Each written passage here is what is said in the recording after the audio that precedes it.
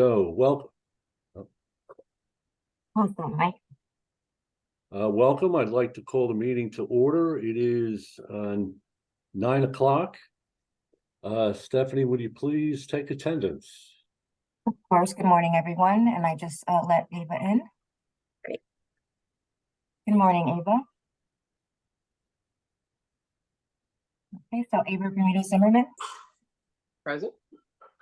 Ella McKitterick will not be joining us today. Alice Pritchard. Present. Mike Soltis. Present. And Holly Williams. Present. Thank you. We have a quorum. Okay, thank you. I would like to welcome and thank the members of the public for joining us this morning. First item on our agenda is a review of the October 3rd, 2023 meeting minutes. I'd like to ask the committee for a review of those minutes and a motion to approve. So moved. We have a second. Second. Thank you. Any discussion? Okay, all those in favor? Aye. Aye. Aye. Opposed? Abstentions? Okay, the motion carries. Thank you. Aaron, would you please lead us in a discussion regarding salary increases for non-bargaining unit staff? Absolutely. Thank you so much, Mike. So we have 38 employees total, 16 of whom are in bargaining units. And we have 3 different bargaining units represented amongst our staff. The folks who are in bargaining units, their salary increases are governed by their collective bargaining agreements, which are negotiated between the Office of Labor Relations in OPM and the respective bargaining agreements. Pursuant to those bargaining agreements, our bargaining unit staff will receive salary increases come January. The way bargaining unit salaries are set up, they actually have a pay plan with steps and grades. I can quickly show you an example, just for anyone who has never seen kind of what they look like. Sorry, I'm just trying to find a copy of it that I had saved. There we go. So for them, it just means that they will go up a step. So, for example, we have folks who are in engineering, scientific, and clerical, engineering, scientific, and technical, which is the bargaining unit for our IT professionals. And we have a few folks who are in group 23. So they were in step 1, they'll go to step 2. And that's just kind of the way it works for unit staff. Non-bargaining unit staff have different pay plans. They do not have those steps, so it's not as organized. They have ranges. And so the information that has been shared with us by DIS and OPM is that for traditional executive branch state agencies, managerial employees, or other non-bargaining unit employees will get a 3% increase, which is roughly equivalent to what those step increases are for bargaining unit staff. In those traditional executive branch state agencies, those non-bargaining unit staff will get that increase because the statute that governs this was changed a couple of years ago to say that benefits and entitlements bargained for with bargaining unit staff shall be extended to non-bargaining unit folks. So it's relatively automatic in those agencies. But we are not a traditional executive branch state agency. So even though our bargaining unit staff are covered by their bargaining units, the authority has responsibility to determine compensation for the non-bargaining unit staff. And just as an aside, this really comes up now because starting on January 1st, 2022, our staff became, a third of our staff became bargaining unit, whereas before we were all not. So what I will be asking you to discuss, and then with your approval, asking the board to discuss, is authorizing that 3% pay raise for our non-bargaining unit staff. For that equity in terms of treating our staff members equivalently, regardless of their bargaining unit status.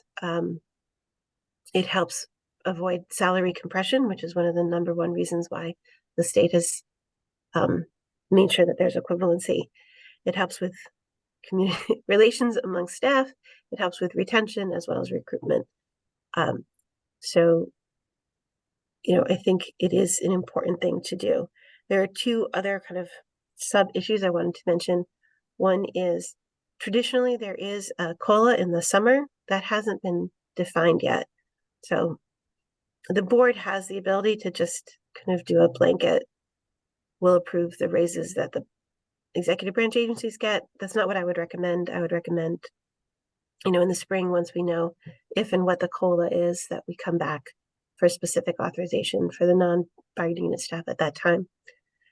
The other issue is compensation for the CEO. I will tell you that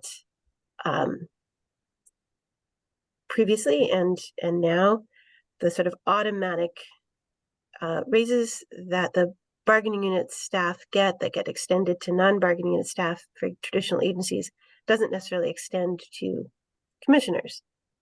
And so this past summer, for example, the COLA that went into effect for most of our staff, I did not get, which is perfectly fine. So the board has to make a decision if they want to handle CEO compensation separately in conjunction with my annual performance evaluation, which I know we've done. We did that at least once with Andrea, or if you want to include me in this larger piece. Honestly, either way is fine with me. I just want to raise it so that there's a plan. So that's kind of what I wanted to have you guys discuss this morning, is just, are you on board with the idea of extending the salary increases to our traditional non-bargaining unit staff?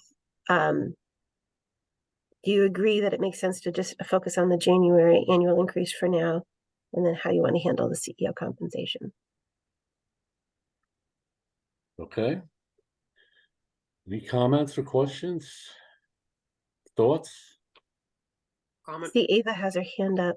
I forgot one thing, which is to say the budget does account for all of this. Like, that's all accounted for in the budget. It would not require a change to the budget.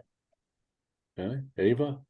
You stole some of my words, Aaron. I was going to say, obviously, with our extensive conversation in our previous meeting, we have more than enough money to cover these salary increases. My comment is I fully support. I know that this committee does not take a vote, a finalized vote on the decision, but I do support that this committee support your recommendations to the board in regards to the first and second issue of raises and COLA. I think it's the right thing to do, and parity for the work that's been done is, you know, again, an appropriate move. Okay, Thank so, you. and first and second issues are the 3% for the non-bargaining unit, and put off a decision on the COLA until next summer, right? Anyone else? I can never Yes, find the hand raise button. I It like can drops see it. off. It drops off every time it does a refresh. I think it makes sense to be in parity. And I think it makes sense to only make a decision on the most immediate increase that's before us. I think as the OPM delegate, that's, you know, what would be consistent with our practice. So from my position, you know, that's what I think is the most appropriate course. Okay. Anyone else?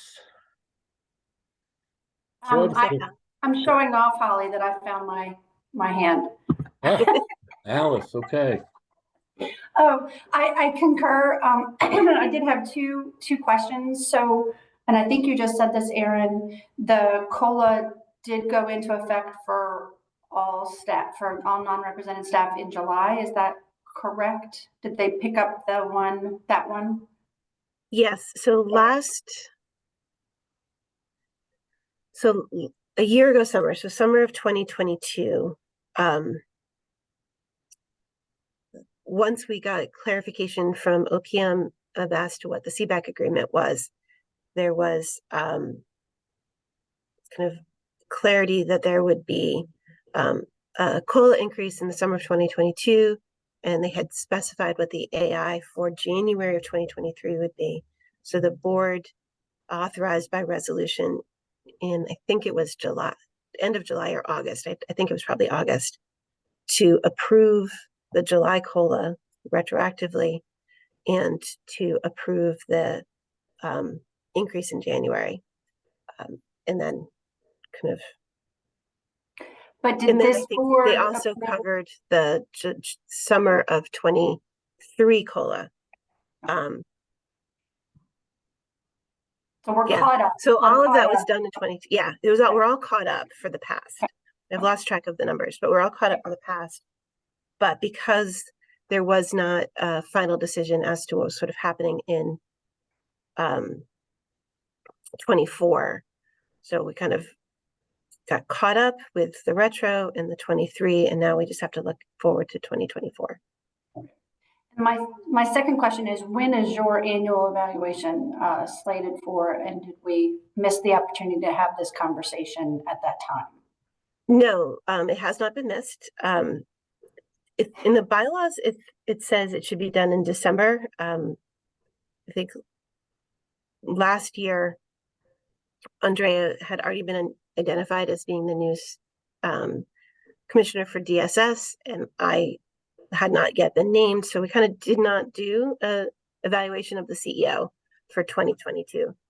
In 2021, my recollection is that Andrea's evaluation actually happened in January. I think either way is fine.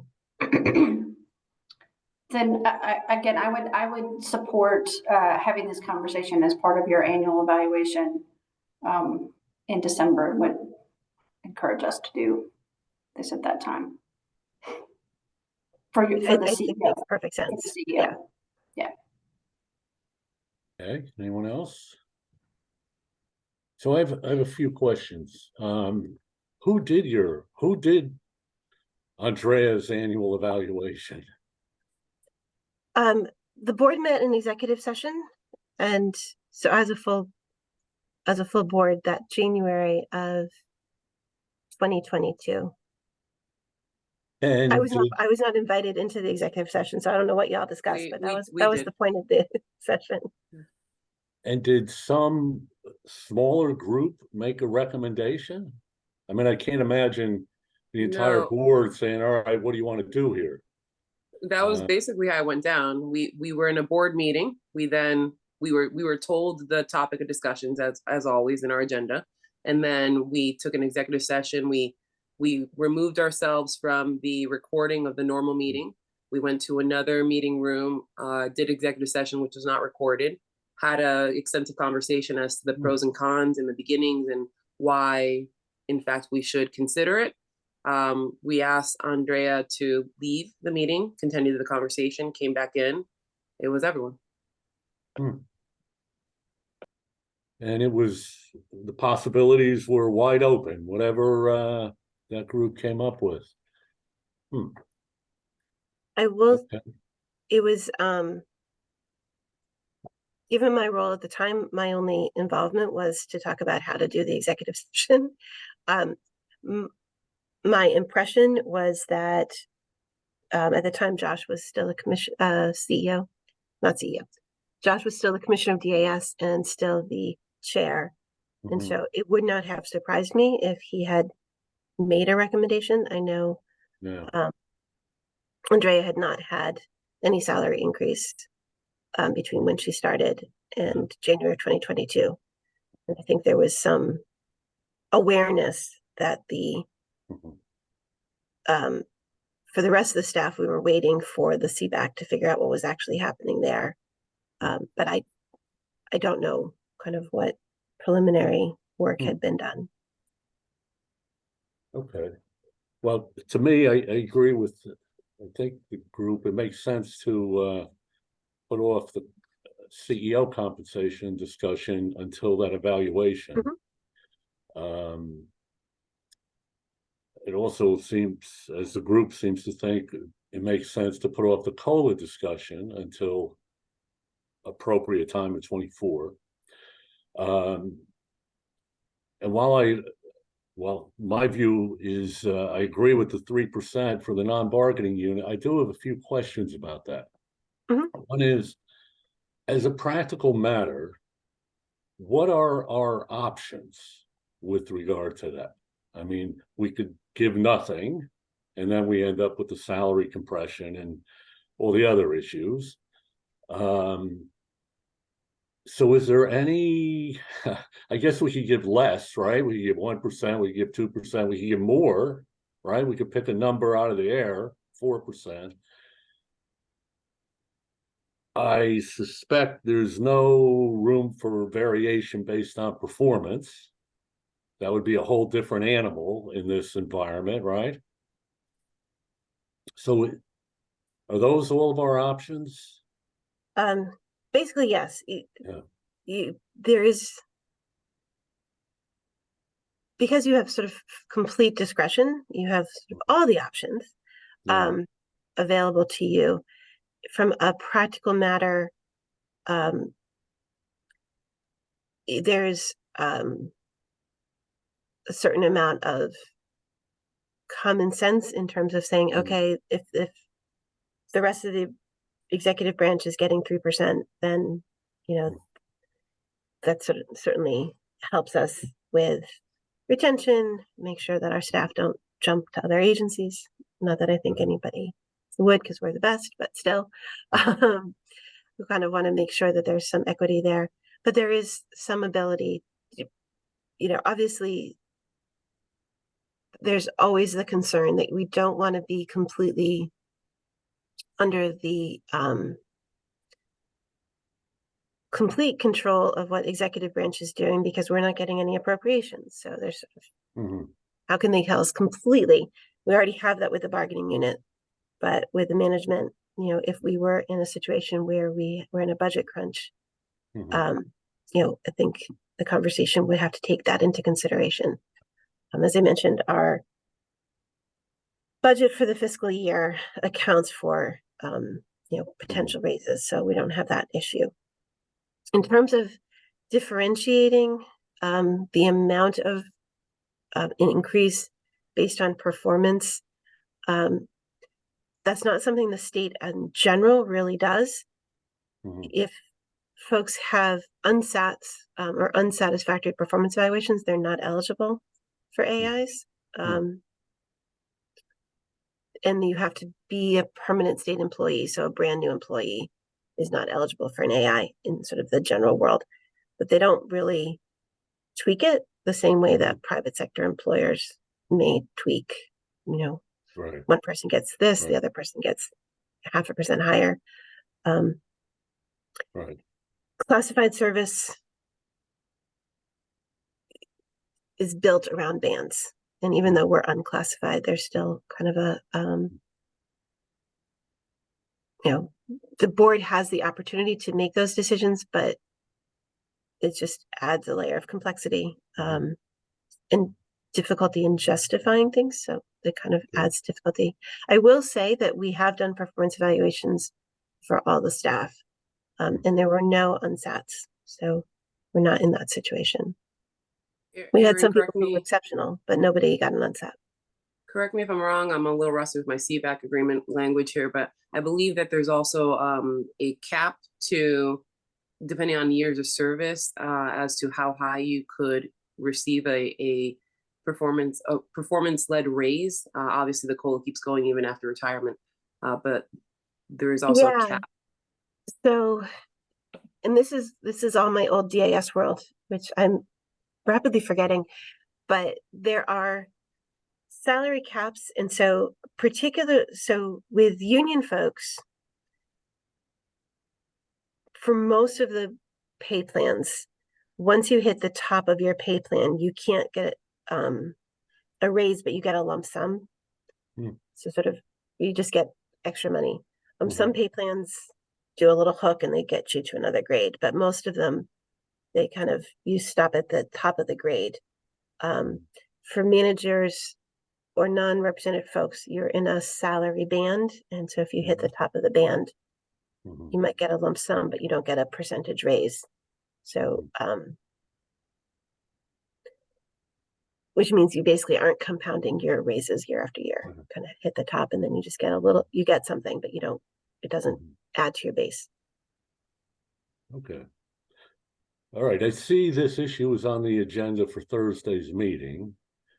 And I just want to make sure I'm reading things right. It seems like we have a consensus to go with the 3% for the non-bargaining unit people effective January 1. Deal with the next year's COLA at the appropriate time next year, and deal with the CEO compensation as part of the performance evaluation. Okay, is that everybody on board? All right. Cool. Anything else? I'm sorry, go ahead. Nope. That's great. That enables me to figure out what the resolution should look like on Thursday. So I appreciate your discussion and your questions. All right. I Okay. want to add that for the record, I do think moving forward for future recommendations of parity with salary increases, we should probably, the further we get along to the existence of this authority, we should probably put some stopgaps that mimic the union contract on making sure that salary is capped. I did not suggest that earlier, you know, because we're so new, because no one is, you know, we don't have 20-year employees here, but we do want to avoid a situation where someone keeps getting a 3% raise or a biannual raise, and then they are making 300,000 for, you know, more than Aaron. Absolutely. And that's something that we can absolutely work on in conjunction with cleaning up the job specs and kind of setting ranges more clearly for the non-BU staff. Yes, Holly. I have one question. I mean, I guess I could pull the payroll, but does the leave authority right now have any inversion pressure points? No, we do not. And part of that, if you recall, last summer we did, as part of the whole thing, we did an equity assessment of the pay. And so we tried to look at all aspects of equity, gender equity, inversion, and comparability across units. Even though we are small, we still have different units. So we did take that over the 10,000 foot view last summer to make sure that we were not creating inversion or other pressure points for ourselves. So I think we're in good shape right now from that perspective. Okay, thank you. Okay. Shall we move on to the next topic? Michael, do you want to give us an update on private plan renewals? Absolutely. Thank you, Mike. And good morning, everybody. Happy local Connecticut Election Day. I'm going to very briefly talk about a little mini project that the legal department is engaged in on expiring private plans. Can everyone see the PowerPoint? Yes, we can. Yes. Yeah. Oh, excellent. So just as a quick recap, private plans are approved for a 3-year period of time, and they're approved on a quarterly basis. So every private plan begins on the beginning of a quarter. During 2021, approval of a private plan meant that employees were no longer required to contribute to the public program, but there was no requirement that benefits be provided until January 1st of 2022, when the public program started paying benefits. So what that meant is the earlier the approval, the greater the exemption from contributions for employees. And then for those who received approval in the first quarter of 2021, they have never contributed to the public program as long as they've been under the private plan. So from an economic standpoint, sort of the most bang for your buck was to get your application in as early as possible in 2021 to avoid 4 quarters worth of contributions for your employees. So there's no surprise, that is the biggest batch of private plans that were approved. We have a little over 800 at the moment, and 242 of those were in the first quarter of 2021. They're approved. I have no idea how Erin approved this many plans. That is a full-time job in itself, let alone when she was doing everything else she had to do as general counsel. Of those 242, a handful made changes over the past couple of years, sort of creating a new private plan that has a new effective date and therefore a new expiration date. So though 12 cases were taken care of, that still leaves 230 private plans that are expiring at the end of this year. That's the end of that 3-year period. So we sort of had 2 challenges related to that. The first is making sure that employers were aware of the need to take action. They can either renew their private plan for another 3 years, by submitting a new application or notifying us that they want to return to the public program. If they fail to do either of those things, we're going to treat them as if they coming back to the public program, and there's a small penalty attached to that. So sort of there's 2 actions they can take, and if they fail to take one, we default them to one of those options. The other challenge we had was managing so many applications. So we have 230 plans coming in. There's a whole lot of other things that the legal department's doing, so it's not the easiest thing to manage all those applications. Our fear was we would receive 230 of them on November 30th, the day before the applications would be due. So basically, we tackled them. For the first issue, the employer awareness. There's good news and bad news. The good news, private plan employers, we know that they have registered with us. We know that they have a contact with the employer. And that's as opposed to some of the employers who are under the public program. Their TPA may have registered them. Their TPA may be submitting contributions. Their TPA may be the only contacts we have. So it's not all of them, but some of the employers from the public program, we don't have an employer contact at the moment. Private plans, they had to submit their application, so we know that they have a contact, and we know they have a login. And the other good news is, in their login, when they log into their account, they can see the effective date of their private plan and the expiration date. So they have sort of general awareness if they're logging in when their plan is set to expire. The downside is they're less likely to do that. It's sort of, they have their private plan providing coverage, they're handling claims, they're working with their insurance carrier potentially, they're making premium payments to that insurance carrier. They have less need to engage with us, so they're less likely to log in. Because they're not making contributions, nor are they sort of asking us questions about any employees on leave, because they're dealing with that by themselves or with their insurance carrier. So we just know that they sort of, the out of sight, out of mind situation can happen where these accounts can get a little bit stale. So what do we do? The plan is to send notices out going forward for all plans that are expiring. For this recent batch, we sent out a 6-month notice, a little bit prior to 6 months, on June 6th, basically laying out the options to the employers. They can, hold another vote, submit a new application for another 3 years, or they can tell us they want to return.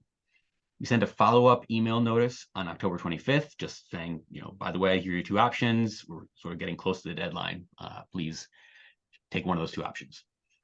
One of the things we're sort of beginning to understand, we sort of had a clue for a little while now, those notices are sent from our system, and that means they have a Salesforce email address as the sender.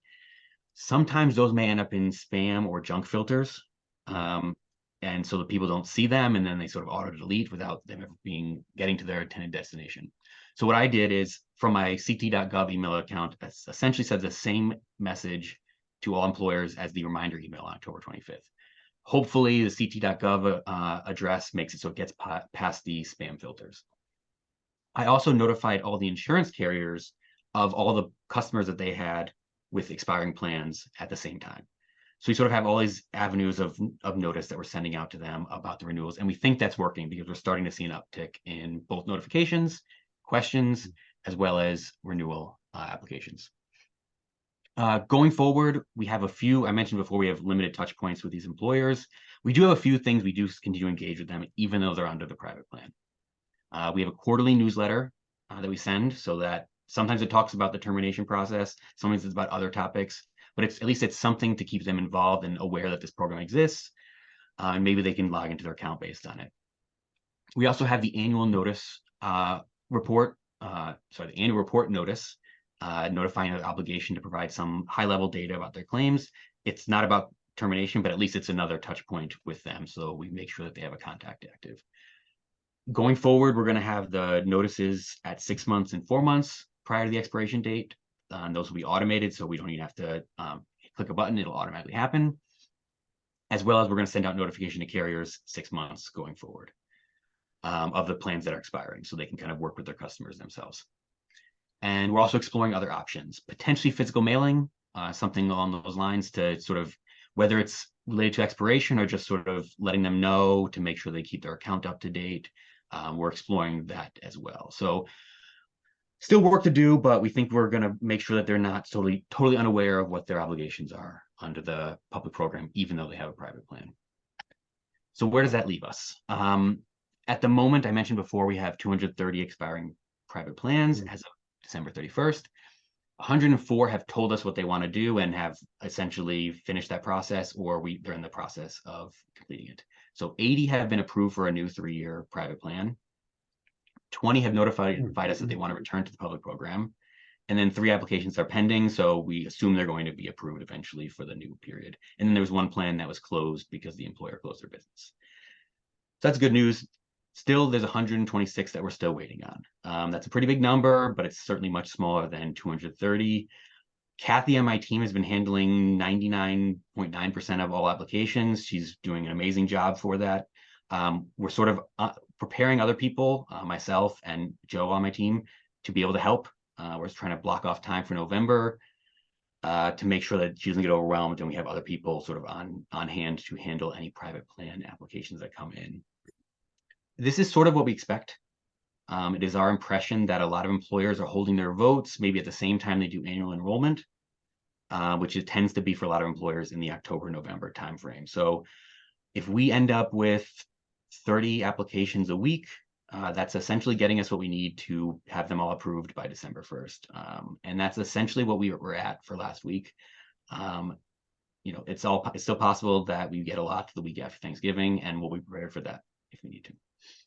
So that's basically it for the presentation. I'm happy to take any questions. I'm cautiously optimistic about where we are for these expiring plans. All right, thank you, Michael. Any questions or comments? Just a point of clarification, Michael, there's no action that has to be taken from us. This was just informational. Exactly. Yes, absolutely. I do want to point out that Michael is underselling himself as he tends to do. In addition to everything he's listed, Michael's been really good about staying in communication with the Insurance Association of Connecticut. So in addition to the notices, we've met with them twice in July and then again in October, I think it was, to remind them about all of this. So they've had multiple opportunities, and both Michael and Joe are available to the insurers when they have questions and issues, and they definitely reach out. So I think while we can't 100% solve for the spam issue, the legal team is doing really everything they can to make people aware that, as we have said from the beginning, private plans don't last forever. They only last for 3 years. So, and every other quarter we have a smaller number. So this is the big nut. And once we get through this one, if my recollection is there's about 90 maybe for second quarter. It's just significantly smaller every quarter thereafter. Okay. Any other questions or comments? So Michael, is the renewal application the same as the original, or is there some expedited, shortened, abbreviated process? It's essentially the same. There's if they haven't made any changes to their plan since the original application, they can essentially submit that new application, that same application they did prior. So a little bit of work is taken off their plate as far as creating documents, but they still need to give those documents to employees, hold a vote, actually wait 2 weeks, hold a vote, make sure a majority vote in favor of it, and then submit the application to us. So it's sort of intentional. We didn't want to have a separate process. We wanted to make it sort of one size fits all. This is the process.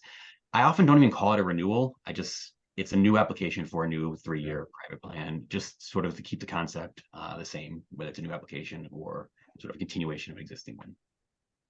Okay, thank you. All right, moving to our next item. Does anyone have any old business they'd like to raise? Okay. Seeing none. Does anyone have any new business they would like to raise? Seeing none, we move to adjournment. May I have a motion to adjourn? So moved. Second? Good. All in favor? Aye. Opposed? Abstentions? Okay, the meeting is adjourned. It is 9:35. Thank you very much for your time this morning. We'll see you Thursday. Thank you so much. All right. Thanks.